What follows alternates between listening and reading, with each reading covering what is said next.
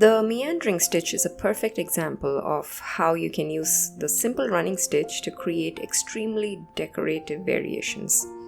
For this one, you need 2 parallel rows of the running stitch aligned by the stitches. So to help you with it, you may mark the stitch locations on the stitch lines, or if you are confident enough, just go by your eyes. Note that the running stitches grow in size as they approach convex curves and shortens when they are on concaved curves.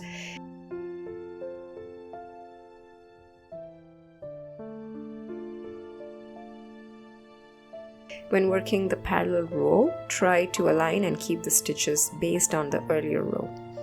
This is a great stitch to work as borders and to create lacy effects.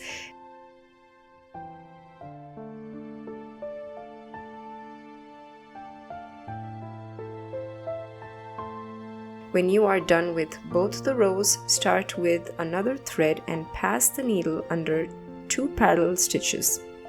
Then turn and go under the next 2 stitches. Keep working this way.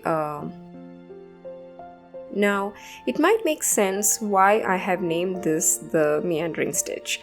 I hope you liked this super easy tutorial. If you have, please drop a comment and subscribe to our channel if you haven't yet. To support us, please check our Patreon account. The link is in the description. Also, check out our ebook store that has hand embroidery books for learners of various levels. I have dropped the link in the description. This is Sarah from Sarah's Hand Embroidery. Thank you so much for watching.